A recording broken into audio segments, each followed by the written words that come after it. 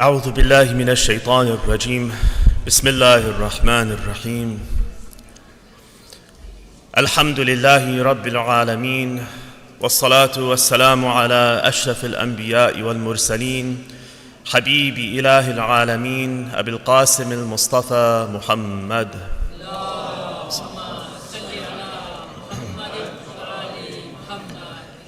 وعلى أهل بيته الطيبين الطاهرين المعصومين رب اشرح لي صدري ويسر لي أمري واحلل عقدة من لساني يفقه قولي أما بعد فقد قال الله سبحانه وتعالى في كتابه الكريم أعوذ بالله من الشيطان الرجيم بسم الله الرحمن الرحيم واذكر عبادنا إبراهيم وإسحاق ويعقوب أولي الأيدي والأبصار إنا أخلصناهم بخالصة ذكر الدار وإنهم عندنا لمن المصطفين الأخيار صدق الله العلي العظيم صلوات على محمد وآله اللهم صل على محمد وآل محمد. Ramadan Mubarak to all of you. We are, inshallah, going to spend these first 15 days together, and I have an opportunity to share some reflections with you. For these speeches, what I've decided to speak about is illness, death, and beyond. Which sounds like a very depressing topic for Shahr Ramadan. You all come to be uplifted and hear about Quran and dua and spiritually uplifting things, and this sounds like a very depressing topic to try to achieve that enlightenment through. This is actually a really important topic for us to look into, for us to reflect on, and it is actually one of the prime ways, one of the best ways for us to get that spiritual fulfillment that we're looking for. We live in a society that's dominated by a materialist and secularist type of ideology that only sees us living in this world between birth and death, and that's it. If that is the extent of my existence, and once I am dead from this world, then my existence is over, then death is an end, and it is something that's maybe sad, depressing, something not to look forward to. All the consciousness, all the enjoyment that I can have is here in this life, and once I leave this life, then if that's the end, then that's not something that I want to look forward to. But we are blessed to know that this is not the reality. Allah has told us that this is just part of our existence, part of our life is in this dunya.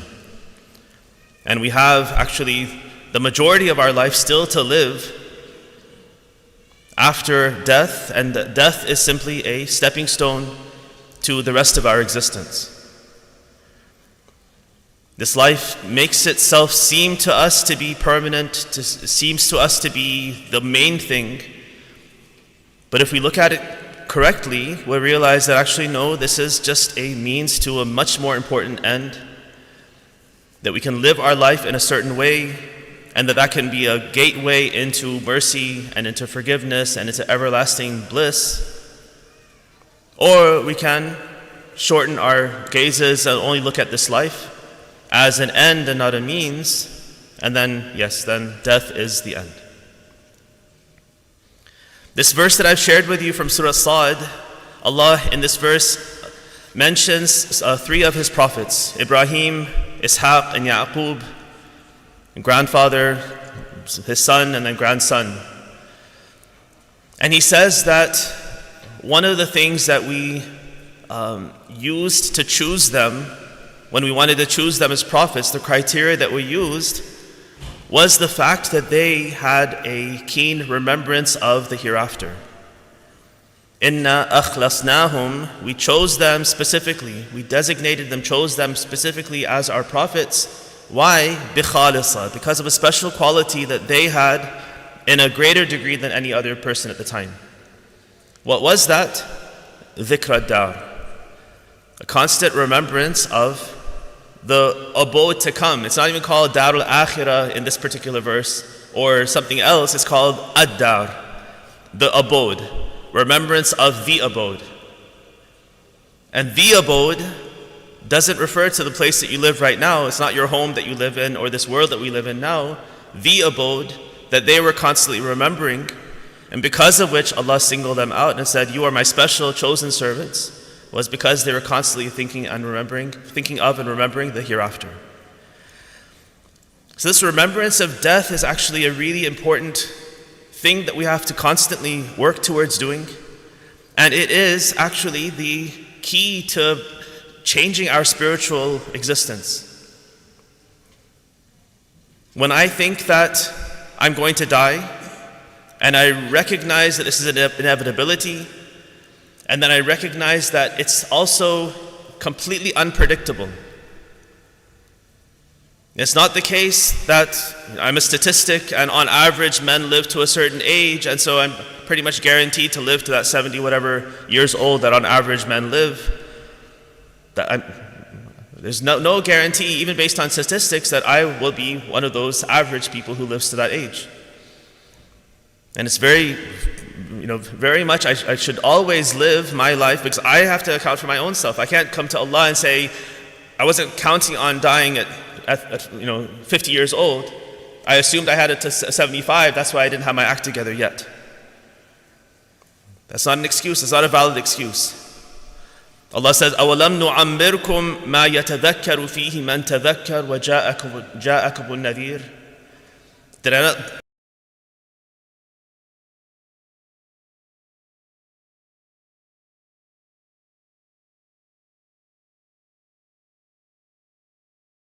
right? We'll do it right this time. And Allah's response to them is, didn't I give you enough of an umr, enough of a life? That if you were going to make use of that life, you would have done it in the life that I gave you. Whatever that was, short or long, that was what you were given, and you were told by prophets, you were told the reality of the way life and death work, that this is a temporary thing. There's something more important. Use this life as a place to make your investments, to build yourself, to earn the permanent abode. This is a life where there's work and no harvest, and in the hereafter it's harvest and no work. So when we start to realize that death is like that, it's imminent, it's always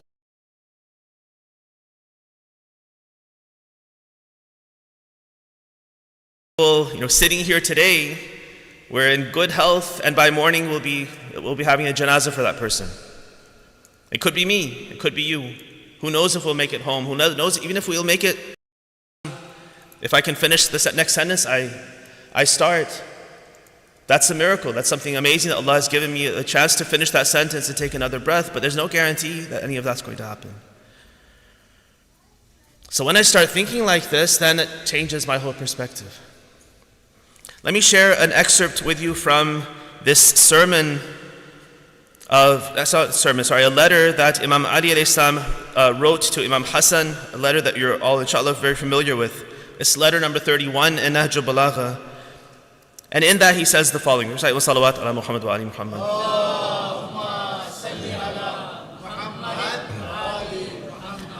He tells his son, know that you have been created for the hereafter, not for this world.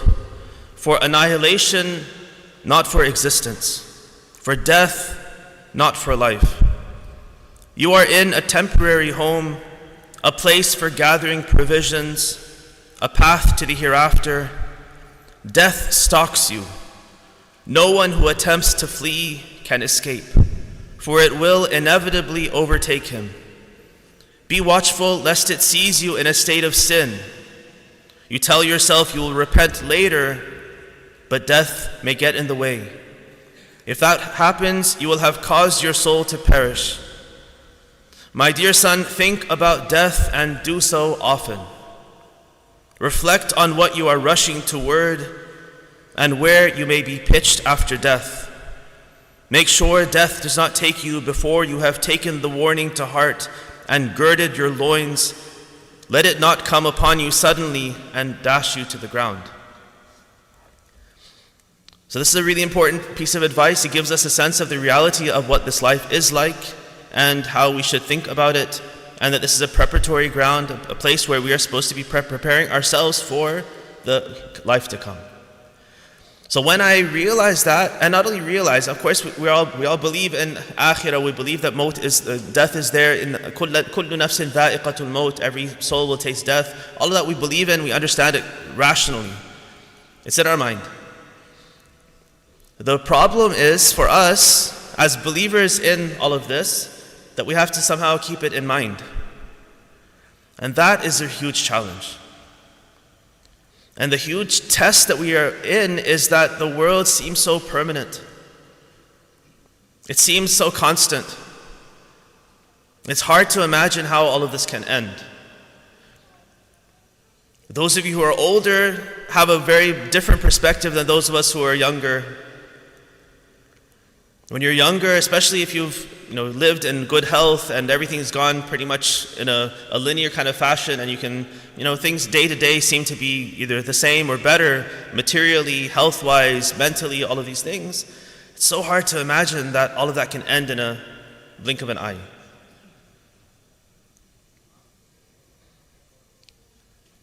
So we know it's possible, but the statistics are that most people don't die like that, so we think, well, I'm safe then. I can't count on that. I can't use that as an excuse before Allah and say the statistics said. I am answerable for whatever He has given me, and that's all. That's the only chance I get. So when I realize this, then it should change my whole perspective on my life. Now, realizing that death is imminent, death is always looming, it's a sword of Damocles over me. Now I realize that I need to live every moment fully. Now again, sometimes people have this idea, carpe diem is a term that even a materialist society will use, seize the day. Life is short.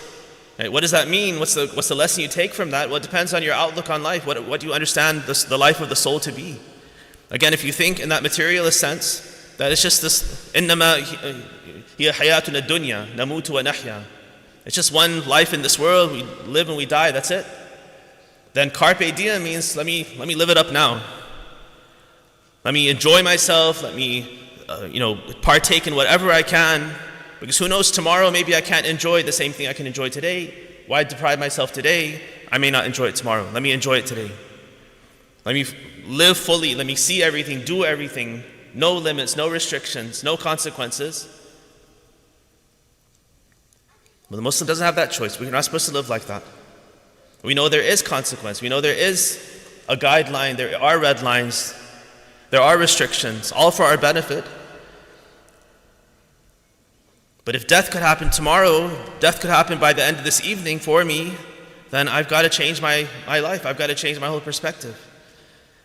I can't expect that I'm going to live until retirement. I can't expect that I'm going to live to see the results of that investment or this project or that project. I've got to make sure everything's in order right now. I might be too busy now, and I think right now I can't do all these obligations, I can't do all these things, I can't take care of things because I don't have the time. I see older people who are now retired, they have more free time, they can go to the masjid every day, they can pray all their prayers on time, they can do things that I can't do. They can engage in ibadah, they have time to reflect on their long life and say, I repent for this and I repent for that. I'm right in the thick of it. How can I do that? I can't waste any time because there's always things to do. I'm always busy. There's always another goal around the corner. But now if death is around the corner for me too, then what difference is there between me and an old person? Just because an older person is older doesn't mean he's any closer to death than me as a young person. We're all equally close to death. And so my perspective changes drastically. My priorities change drastically. Now all of a sudden I'm making sure I'm taking account of myself. Have I taken care of all of my obligations? Are all my relations with people in order? Does anyone have a grudge against me? Have I hurt anyone? Have I failed? Did I make a promise I didn't keep it? Did I agree to do something I haven't done it yet? How many sins have I done? Have I repented for each and every one of them? Have I admitted to Allah for each and every one of those that I'm guilty? Or I'm assuming again that I'll live long enough and I'll be able to do it later. Later I'll take care of it. So this remembrance of death is really important. This is one of the things that our Prophet and our Imams ﷺ used to use to remind people and shake them up and get them back in line. Our sixth Imam, Imam Sadiq alayhi salam,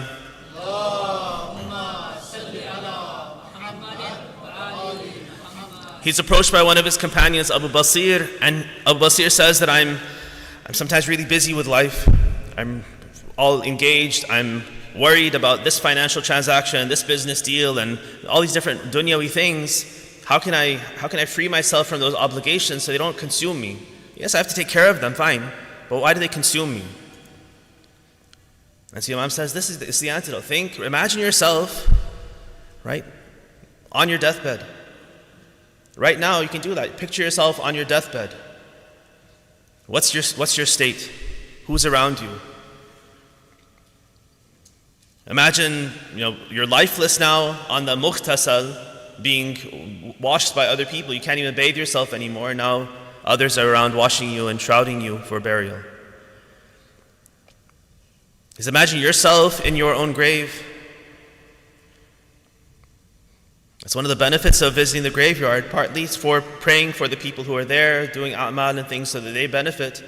But a big part of the reason why we're encouraged to go to the cemetery often is also to benefit ourselves. Even that is, we're giving benefit to them, but Allah is generous, so He gives us the benefit for the Fatiha and the surahs and the a'mal and the sadaqah that we give for the dead people.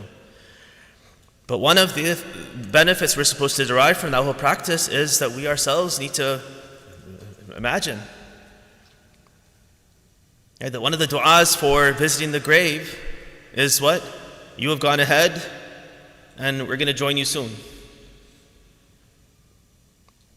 You just died a couple of days earlier than me, so I'm inevitably going to join you. And so now I need to imagine myself in that grave.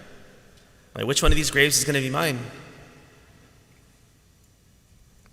The dirt over me, the constriction of the grave, the questioning of Munkar and Nakir. Those are all things that we are all going to face. And instead of thinking we will face and it'll be way in the future, I need to imagine it right now, put myself in that position right now, and that shakes you up. Now, how can I let myself be consumed by other things? Let me take care of obligations, yes, because I have to before Allah. Again, I'm going to be questioned about that. So whatever obligations I have, I need to take care of those things, but I can't be consumed by those dunyawi obligations in a way that it distracts me away from obligations I have before Allah. I need to make sure that my account is clear with Him, because that's going to be everything when I get into my grave. So this remembrance of death, ikthar dhikr al-maut, to doing it a lot, remembering it often, is one of the things that we are recommended to engage in, to do. And it's for our spiritual growth, our spiritual health. This is the way that we can recommit ourselves so that these fasts and these prayers and this Quran and all these things that we're doing take on a whole new meaning. I can't think that this is just one more Ramadan. I've had many before, I'll have many in the future. I don't know. It is a great opportunity, but I don't know if I'm going to have another one, even another fast, much less another Ramadan. And so I've got to take advantage of things as I have them, as urgently, with as much dedication as I can, so that if this is the last one, I've done my best, I've cleaned myself, I've fixed my accounts, and I'm ready to face Allah. Recite salawat ala Muhammad wa ali Muhammad.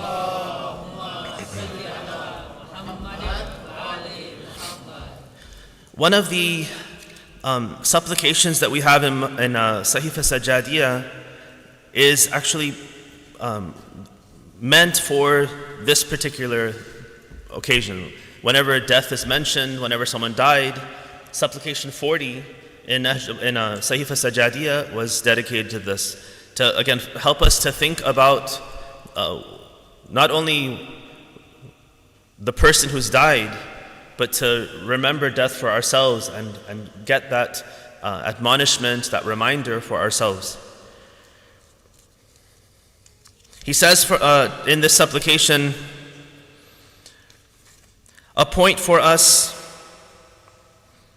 from among the righteous works a work through which we will feel the homecoming to you slow, and crave a quick joining with you, so that death may be our intimate abode with which we are intimate, our familiar place toward which we yearn, and our next of kin whose coming we love.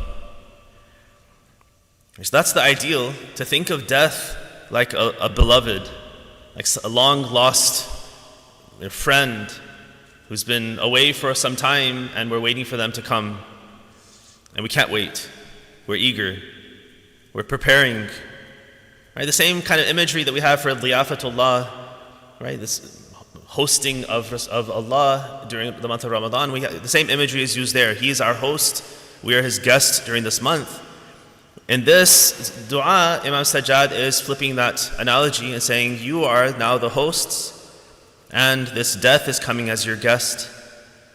And so all those same dynamics, how do we prepare? What's our attitude toward the guest who's coming? We're eager, we're preparing, we're hopeful, we're looking forward. That's the attitude that we're striving for, we're aspiring for when it comes to death. So for the believer, it's not an end. It's not a depressing thing that I'm going to be done with all my pleasures and all my enjoyment and these kinds of things. No. I'll finally be done with all the work I have to do, all the toil, all the struggle, all the tests, all the challenges. And now I'll be free. And finally, I can enjoy the fruits of all the struggle that I've engaged in. That should be the attitude. But to do that means that I have to change the way I live. I can't live in a way where today is more important than the hereafter. I've got to rearrange my idea so I realize that no, the hereafter is everything, and the dunya is meant only as a way to prepare myself for that akhirah. When you bringest it to us, he says, and sendest it down upon us, make us happy with it as a visitor. Comfort us with its arrival. Make us not wretched through entertaining it. Degrade us not through its visit. And appoint it one of the gates to thy forgiveness and the keys to thy mercy. The idea of visiting is also a temporary thing. Death is coming, it's going to visit, and it's going to leave. What does that mean? How does it leave? I'm going to pass through into different stages. Now I have a different life in the barzakh. I have a different life going forward with its own death and its own transition points and all of that. But this death that we think of as such a final act, an ending act, is just a transition point. It passes us and we pass through it. We keep going. We go into the barzakh, we go into the hereafter. This is just one waypoint on this journey that we have in our existence. But the key thing is we want that death, again, not to be the end. What is it? It's a gate to Allah's forgiveness. As I pass through that gateway of death, I want to open the door, and now I see it's rawdatun min riyadil jannah. Right? For the believer, inshallah, if we have a clean slate, if we're able to seek forgiveness and all of that, when we get into our grave, that grave, as the physical reality, the constriction, the dirt, the weight, all that stuff that's a physical reality, but it doesn't necessarily mean that that's the reality of the person in the grave. It all depends on who that person is. What kind of a soul has he developed in this world? If we've done our work right in this world, then that grave becomes rawdatun min riyadil jannah, a garden from the gardens of paradise. In the words of Imam Sajjad, it's a gateway. Now I'm opening the door, and what's on the other side? Allah's maghfirah, His forgiveness. The keys to God's mercy.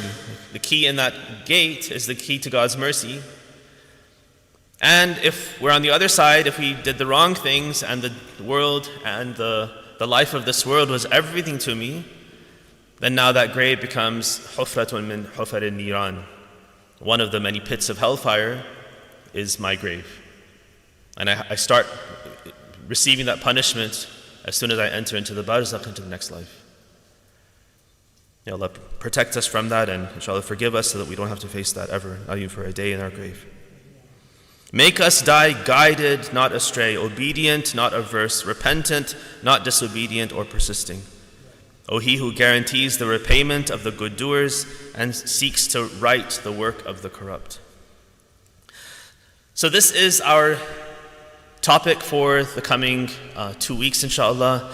What I'd like to do is to explore ahadith. We'll go a little bit before death. So we have so many ahadith about sickness, about illness, and especially the illness that leads to death.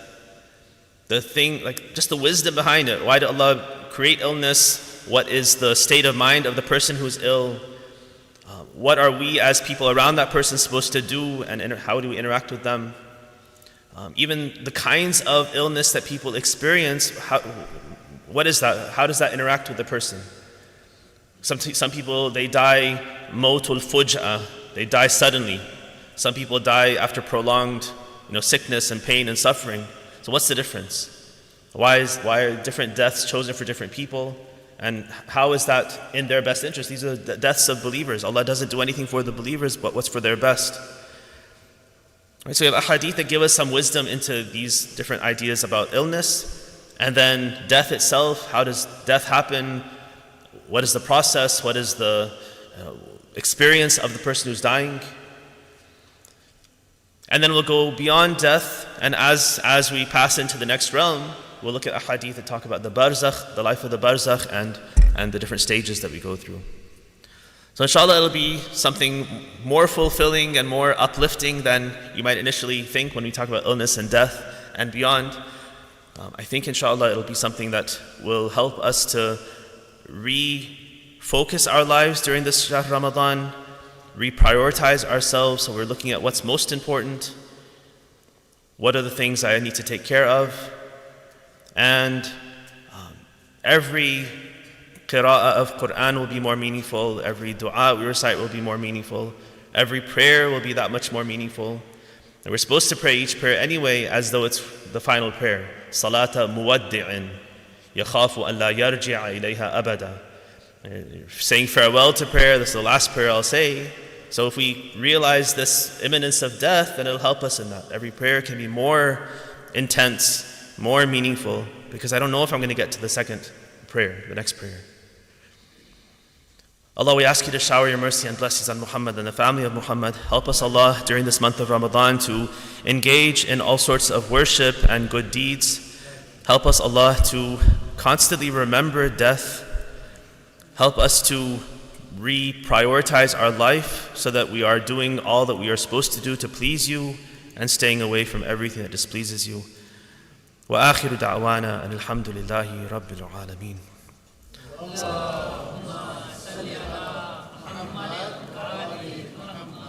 We'll finish with the ziyarah. Sorry?